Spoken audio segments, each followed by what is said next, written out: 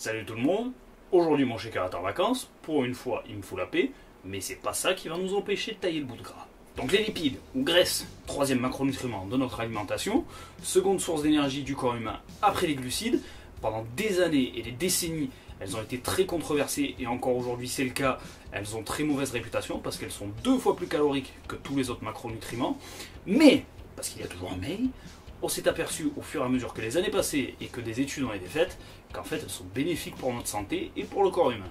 Et oui, comme notre ami Kardec le dit, le gras c'est la vie. Mais attention, les graisses sont bonnes à une condition, c'est de les consommer avec modération. Oui je sais, la plupart des poivrons ne savent pas qui c'est modération, et de ne pas toutes les confondre. C'est sûrement pour ça qu'elles ont encore si mauvaise réputation aujourd'hui, parce que oui, dès qu'on mange gras, ça s'envole niveau calories. Alors faites attention, un adulte normal doit consommer 1 gramme de lipides par poids de son corps. Il y a 4 catégories de lipides, on va aller des meilleurs aux plus mauvais. Il y en a 4. Ouais. Les acides gras polysaturés. Ils servent à construire et à maintenir les membranes des cellules de la peau, de la rétine et des cellules nerveuses. Ils participent à la synthèse des hormones et des différents processus enzymiques. Là je parle des enzymes, pas d'un peuple du fin fond d'Afrique. Ils renforcent le système immunitaire, régulent la pression artérielle, diminuent la résistance à l'insuline et vous aident à éliminer vos graisses corporelles. Eh ouais, paradoxal non, du gras pour perdre du gras. Mais c'est pas moi qui fais les règles les amis. Et si ça tenait qu'à moi, on serait tous comme Arnold en bouffant des glaces et des pizzas. Quoique, non, pas du tout en fait. Parce qu'il y a beaucoup trop de tocards qui seraient balèzes et qui ne le méritent vraiment pas. Chez les polysaturés, on trouve les oméga 3, 6 et 9.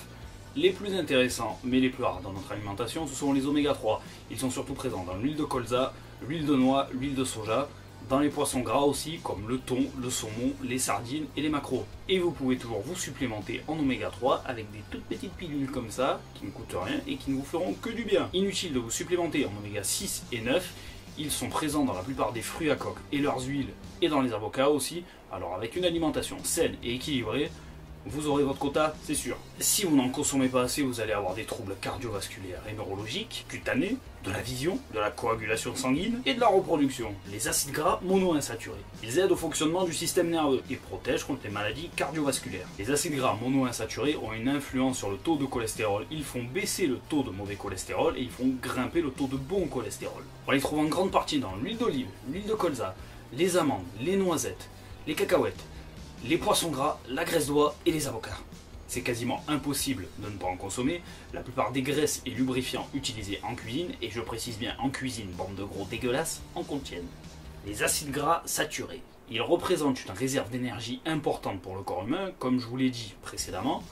1 gramme de lipides égale 9 calories. Et ils véhiculent les vitamines liposolubles A, D, E et K. Les vitamines liposolubles, c'est-à-dire sont les vitamines qui doivent être digérées avec des lipides pour pouvoir être assimilées. Ils sont présents principalement dans les graisses de viande, les produits laitiers, les œufs et l'huile de noix de coco. Les graisses saturées sont stockées plus facilement et plus rapidement par le corps humain parce qu'il n'a pas de besoin réel en acides gras saturés, parce qu'il peut lui-même en fabriquer à partir des glucides. Vous le savez, si vous mangez trop, que ce soit des protéines, des glucides ou des lipides, ça vous reste directement sur le cul. Mais il ne faut surtout pas leur faire la gueule, sinon vous risquez une carence en vitamines A et D, et surtout en calcium. Et surtout vous, messieurs, qui me regardez, si vous voulez avoir des gros biceps, les acides gras saturés sont un stimulateur naturel de la testostérone. Testostérone, hormone fortement anabolisante, sécrétée par vos coucougnettes. Mais ça n'est pas une raison pour vous gaver de beurre et de lardon, ce n'est qu'un petit plus, comme tout en musculation, c'est avec plein de petits plus additionnés que vos résultats seront plus rapides et plus durables. Là, on passe au mal absolu. Les graisses trans. Je suis sûr que manger de la merde, je parle bien de caca, oui, je parle bien de la bûche que je lâche tous les matins et qui me fait penser à un titre de Maître Gims, ça serait beaucoup plus bénéfique pour notre santé que ces armes de destruction massive furtive.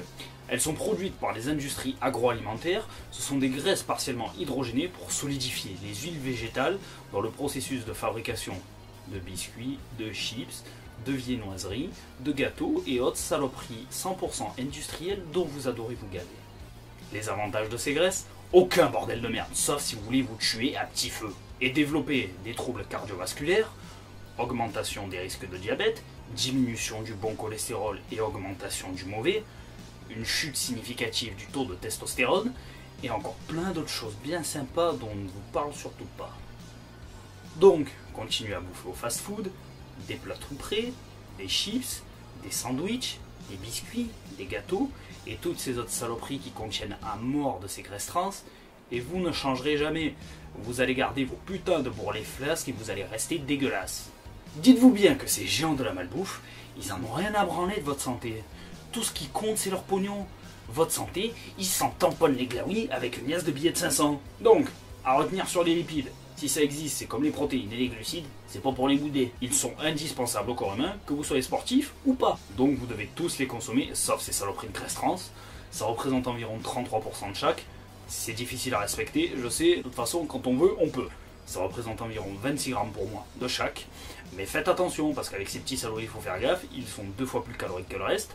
Donc si vous les consommez en excès, ça vous atterrira directement sur la bidoche et sur le fion. J'espère que ça vous a plu.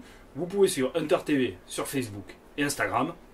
Restez motivés, soyez patients, les résultats viendront. Je vous dis à bientôt. Et n'oubliez pas, le gras, c'est la vie.